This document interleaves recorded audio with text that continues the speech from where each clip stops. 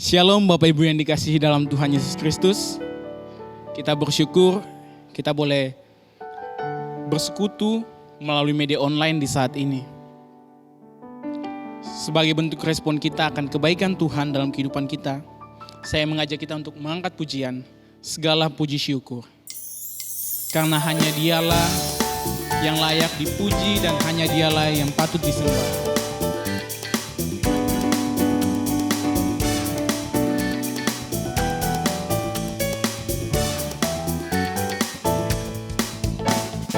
Segala puji syukur hanya bagi-Mu Tuhan, sebab Kau yang layak dipuji.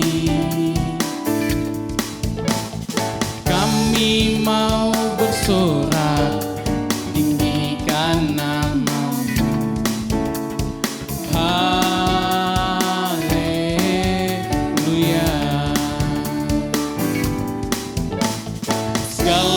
Puji syukur hanya bagi-Mu Tuhan, sebab Kau yang layak dipuji.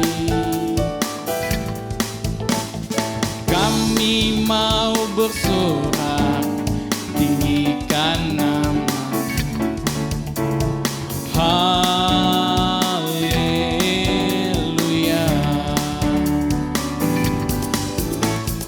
Soraklah haleluya, soraklah haleluya, haleluya.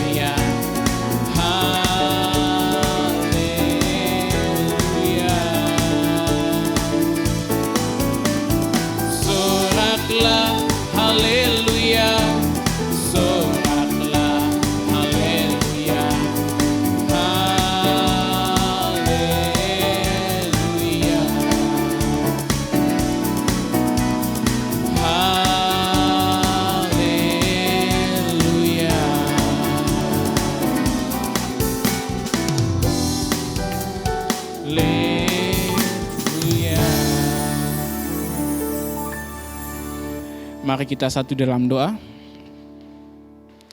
Ya Bapa yang baik, ya Allah Maha Pengasih, kami datang lagi ke hadirat-Mu.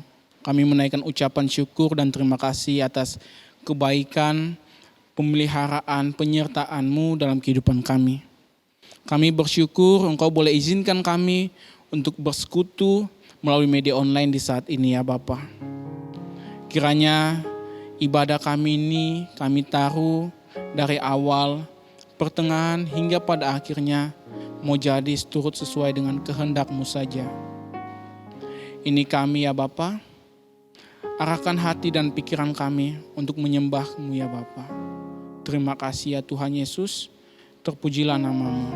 Haleluya, amin. Mari kita sama-sama mengangkat pujian, selidiki aku.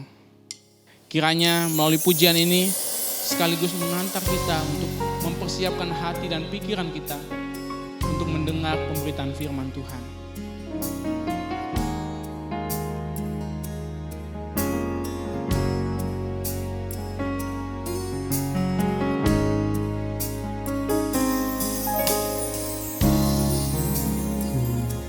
Lihatlah diriku, apakah ku sungguh mengasihi Yesus, Kau yang Maha Tahu dan menilai hidupku, tak ada yang tersembunyi bagimu. Selidiki aku, lihat hatiku, apakah ku sungguh mengasihi Yesus, Kau yang Maha Tahu dan menilai hidupku, tak ada yang tersembunyi bagimu. Telah kulihat kebaikan-Mu yang tak pernah habis di hidupku. Berjuang sampai akhirnya Kau dapat dia tetap setia. Telah kulihat kebaikan-Mu yang tak pernah habis di hidupku. Berjuang sampai akhirnya Kau dapat dia tetap setia. Kau dapat dia tetap setia. Kau dapat dia tetap setia.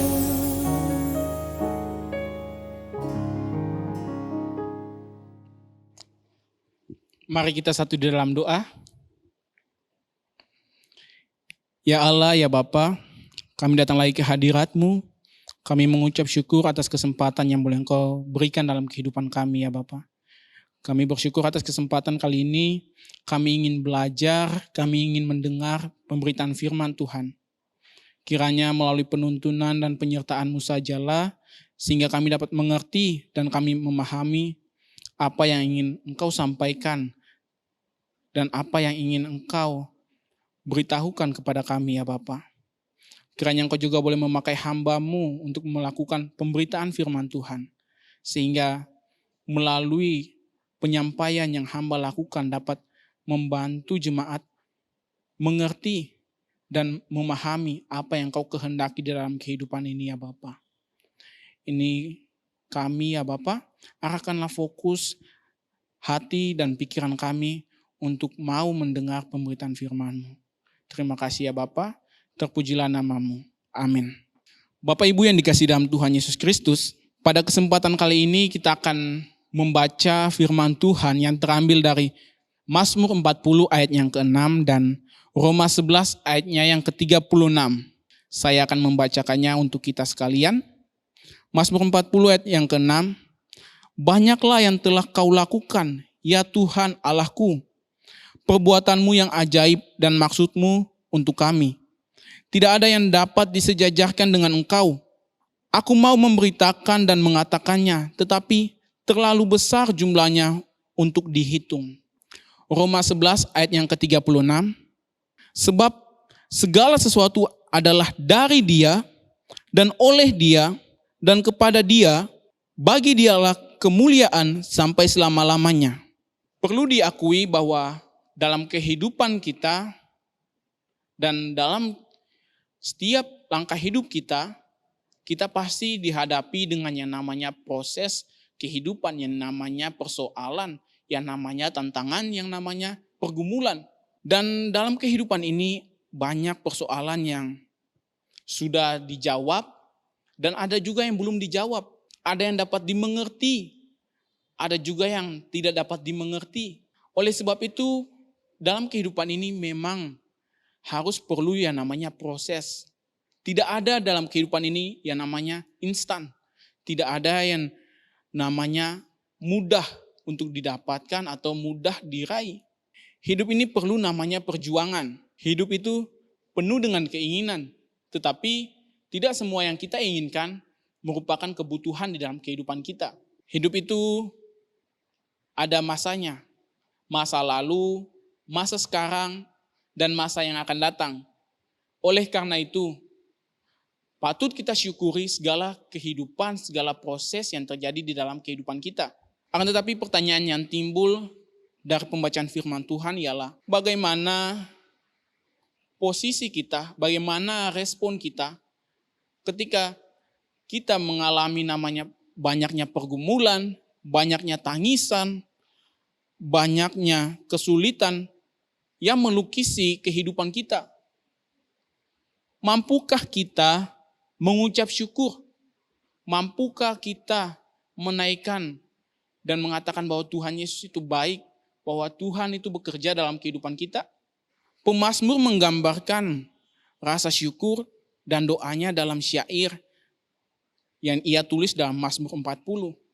Akan tetapi Bapak Ibu, saudara-saudara sekalian dapat melihat sebelum pasal yang ke-40, pasal 38 dan pasal 39 menggambarkan satu kondisi di mana pemazmur membutuhkan bantuan Tuhan. Pemazmur membutuhkan pertolongan Tuhan. Pemazmur mengalami karya Tuhan di dalam hidupnya. Oleh sebab itu pemazmur mau mengajak kita untuk melihat ke masa lalu. Bagaimana Tuhan telah banyak melakukan perbuatan yang besar bagi umatnya. Bahkan juga kita. Saya yakini bahwa dalam kehidupan kita, kita tidak terlepas dari yang namanya karya dan campur tangan Tuhan. Dan saya yakini bahwa setiap kisah dalam kehidupan kita merupakan menjadi saksi atas kebaikan Allah yang boleh bekerja, yang boleh menyatakan dirinya di dalam kehidupan kita. Hal ini berarti menandakan bahwa tidak ada alasan untuk kita tidak bersyukur. Hal ini juga berarti menandakan bahwa tidak ada alasan untuk kita mengatakan kita tidak bisa bersaksi. Oleh sebab itu Bapak Ibu, kita harus memiliki rasa yang peka terhadap Tuhan, rasa untuk mau menikmati Tuhan dalam kehidupan kita. Karena mungkin saja akan timbul pertanyaan bahwa hal apa yang patut kita syukuri? Hal apa yang menjadi landasan kita untuk bersyukur? Hal ini terjadi karena kita kurang peka dan kurang menyimak apa yang Allah perbuat di dalam kehidupan kita. Hal ini terjadi karena kurang pekanya kita terhadap suara Allah, terhadap apa yang Ia kehendaki di dalam kehidupan kita. Oleh sebab itu Bapak Ibu yang dikasihi dalam Tuhan, perlu kita ketahui bahwa Allah kita adalah Allah yang hidup. Ia hidup, maka Ia bekerja. Ia hidup, maka penyertaannya, pertolongannya itu nyata. Ia Allah yang tidak tidur dan Ia Allah yang tidak pernah meninggalkan kita sendiri. Dia Allah yang peduli terhadap segala persoalan, segala pergumulan kita. Ia adalah Allah yang menciptakan segala sesuatu dari yang tidak ada menjadi ada. Akan tetapi dia bukanlah Allah yang menciptakan segala sesuatu terus meninggalkannya. Meninggalkan ciptaannya. Akan tetapi Allah kita sebaliknya. Allah kita adalah Allah yang terus aktif dan terus menyertai kita. Menyertai umatnya, menuntun umatnya. Dimanapun, dalam situasi apapun. Oleh sebab itu dalam ayat ini Daud berkata bahwa aku mau memberitakan dan mengatakannya, tetapi terlalu besar jumlahnya untuk dihitung. Ini bukan berarti Daud tidak mau untuk memberitakan perbuatan Allah karena jumlah atau karena begitu banyak yang Allah perlakukan dalam dirinya. Akan tetapi Daud sadar akan keterbatasannya, akan ketidakmampuannya untuk menceritakan begitu banyak, untuk bagaimana menjadi saksi dalam dirinya bahwa Allah itu besar, bahwa perbuatannya begitu besar dan nyata dalam kehidupan pemazmur. Banyak yang telah Tuhan lakukan dalam kehidupan kita saat ini. Banyak yang boleh Tuhan izinkan terjadi dalam kehidupan Bapak Ibu. Banyak yang proses-proses Bapak Ibu boleh lewati sampai saat ini. Dan saya yakin dan percaya itu merupakan proses yang tidak mudah. Dan proses itu pun membutuhkan namanya pengorbanan, namanya jerih lelah, bahkan air mata. Akan tetapi yang saya yakini ialah Allah tidak pernah meninggalkan Bapak Ibu sendiri. Yesus Kristus tidak akan pernah meninggalkan Bapak Ibu menanggungnya sendiri dan berjalan sendirian. Oleh sebab itu, melalui penyertaan Tuhanlah menjadi alasan untuk kita dapat bersaksi. Contohnya saja, ialah Bapak Ibu boleh melalui kehidupan sampai sejauh ini, itu bukan karena kuatnya Bapak Ibu atau kuat hebatnya keluarga Bapak Ibu. Akan tapi semua itu karena anugerah Tuhan. Bapak Ibu boleh diberikan kesehatan, umur panjang, bahkan Bapak Ibu boleh diberikan kesempatan untuk melihat anak-anak Bapak Ibu untuk tumbuh besar dan juga menjadi orang sukses. Akan tetapi dalam kehidupan memang tidak semuanya berjalan mulus. Mungkin saja ada kegagalan, ada pergumulan yang terjadi. Akan tetapi itu bukan menjadi satu titik atau menjadi satu alasan untuk kita tidak bersyukur. Melainkan apa yang Bapak Ibu boleh rasakan saat ini. Dari semua kegagalan yang terjadi di masa muda maupun di masa-masa di mana Bapak Ibu berjuang, berusaha. Bapak Ibu boleh melaluinya sampai saat ini. Apakah itu berdasarkan kekuatan Bapak Ibu? Hal tersebut terjadi karena Tuhan telah menganugerahkan kebaikan dan pertolongannya bagi Bapak Ibu.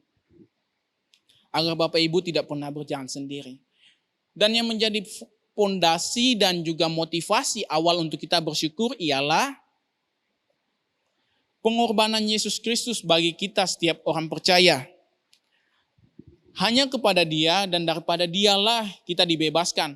Dia yang tidak berdosa mengenal dosa sehingga menanggung dosa kita untuk menyelamatkan kita.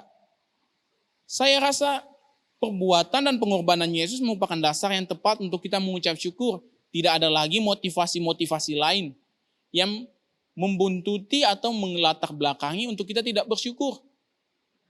Akan tapi melalui pengorbanan inilah yang menjadi dasar, memang dasar pokok dan dasar utama kita untuk mengucap syukur kepada Allah dalam kemurahan dan kebaikannya. Baiklah, melalui pengorbanannya Bapak Ibu dan saya boleh merenungkan akan kebaikan yang boleh Ia kerjakan dalam kehidupan kita. Dan kiranya lah pengorbanannya ini memotivasi kita untuk dapat menjadi saksi bagi Dia melalui kehidupan kita. Baik itu perkataan, perbuatan, maupun tutur kata serta tindakan kita. Hal yang sama juga yang dirasakan oleh Rasul Paulus dalam kitab Roma. Di mana Paulus mengalami dan merasakan anugerah dan pemeliharaan Tuhan dalam kehidupannya. Sehingga ia boleh menulis kepada jemaat di Roma dan mengatakan bahwa segala sesuatu adalah dari Dia dan oleh Dia Dan kepada Dia, bagi Dialah kemuliaan sampai selama-lamanya. Paulus merupakan satu tokoh dalam Alkitab yang memiliki semangat pemberitaan Injil yang begitu hebat, begitu besar, dan memiliki dampak yang begitu luas. Akan tetapi kita tahu sendiri banyak persoalan yang Paulus alami. Seperti ia dipenjara, seperti ia ketika ia ditinggalkan sendiri, maupun berbagai macam penolakan yang ia dapati.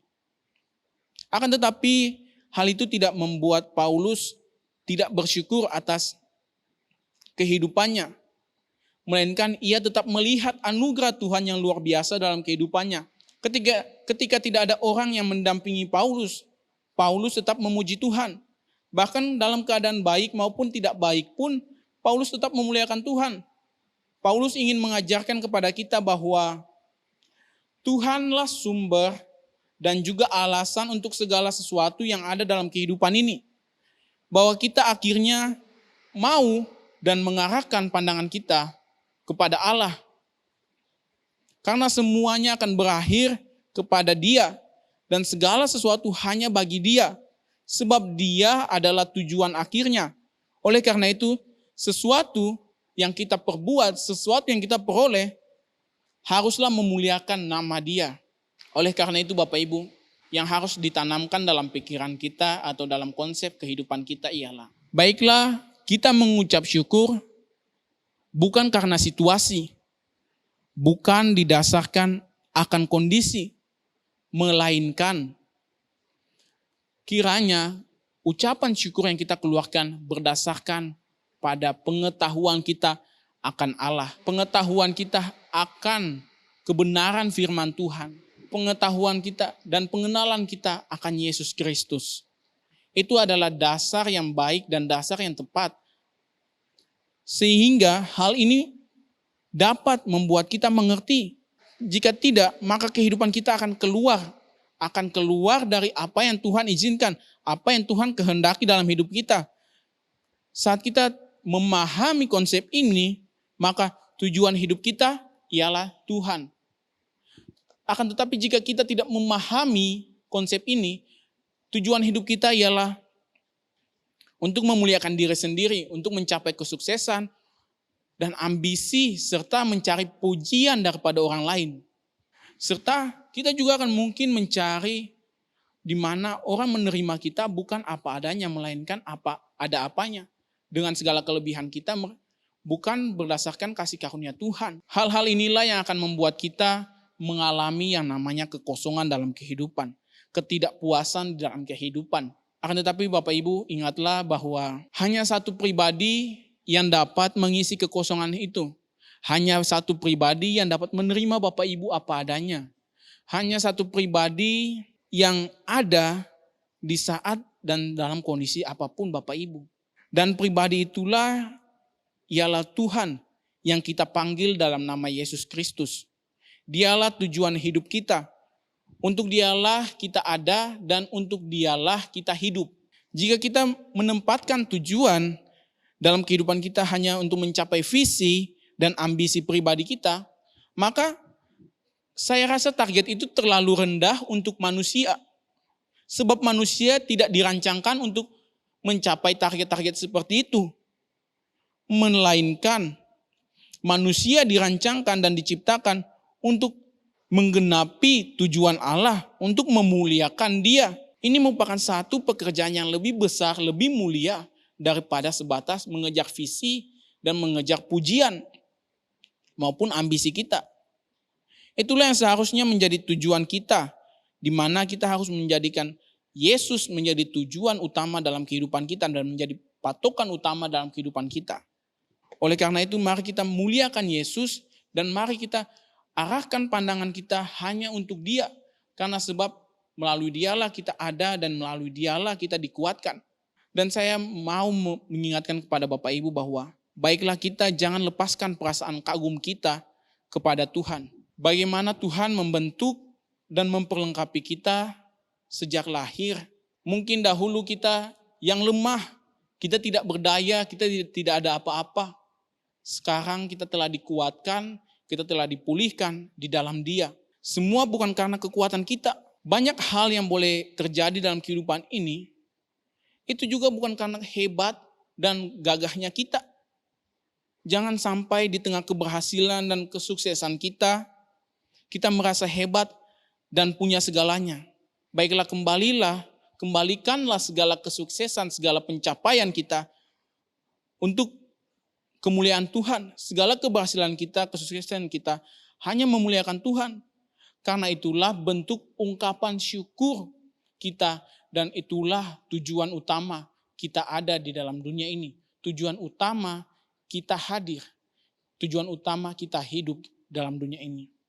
Oleh karena itu Bapak Ibu, baiklah kita merefleksikan kehidupan kita bahwa jika kita melihat kembali dalam kehidupan kita sejauh ini, dari masa muda sampai saat ini, ada banyak hal, ada banyak persoalan, banyak cerita, banyak kisah yang boleh kita lalui.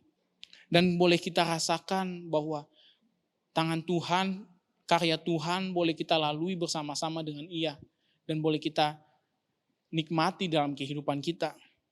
Bagaimana dengan segala yang boleh Allah kerjakan, baik itu keberhasilan, kegagalan kita, dan lain sebagainya. Bagaimana respon kita Bapak Ibu? Apakah kita sudah mensyukuri semuanya? Ataukah kita masih bingung atau masih bimbang terhadap apa kita harus mensyukurinya?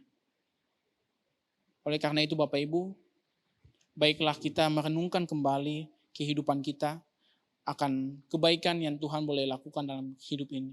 Banyak hal yang boleh dilalui, banyak hal yang boleh Tuhan perbuat. Kiranya itulah menjadi pondasi-pondasi untuk kita mengucap syukur dan berterima kasih kepada Tuhan. Amin. Demikianlah firman Tuhan. Berbahagialah setiap orang yang mendengar dan mampu melakukannya dalam kehidupan dari hari ke hari. Tuhan Yesus memberkati kita semua. Amin. Sebagai bentuk respon kita untuk pemberitaan firman Tuhan, mari kita naikkan pujian kita yang menyatakan bahwa hanya Ialah yang membentuk kita, hanya melalui Dia sajalah kita menyerahkan hati kita dan mengarahkan pandangan kita kepada Dia. Mari kita mengangkat pujian menyenangkan-Mu.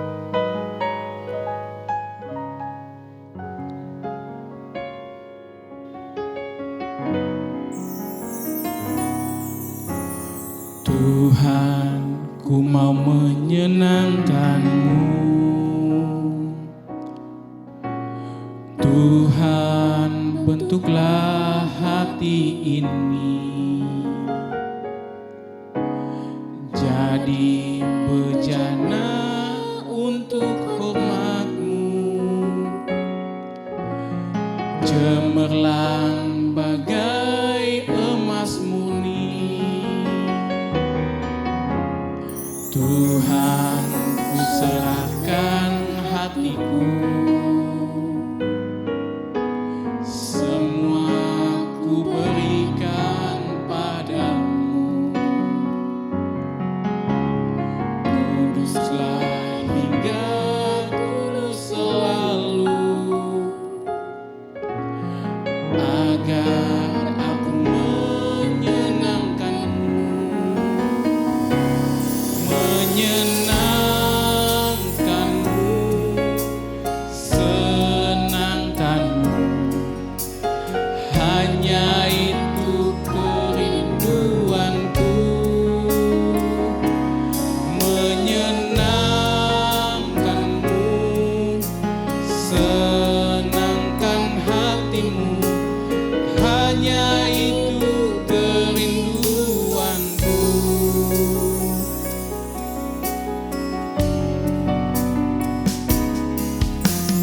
Tuhan, menyenangkan-Mu,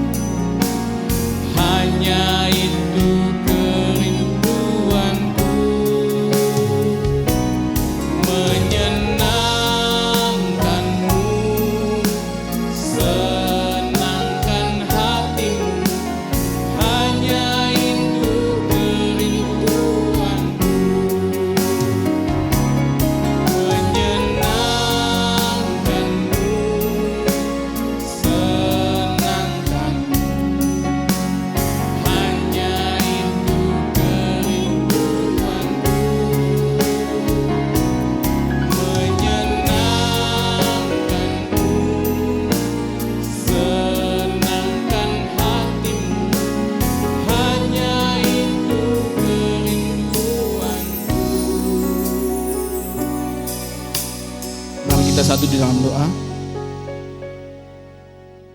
Terima kasih ya Bapa untuk anugerah yang boleh Engkau berikan dalam kehidupan kami ya Bapa.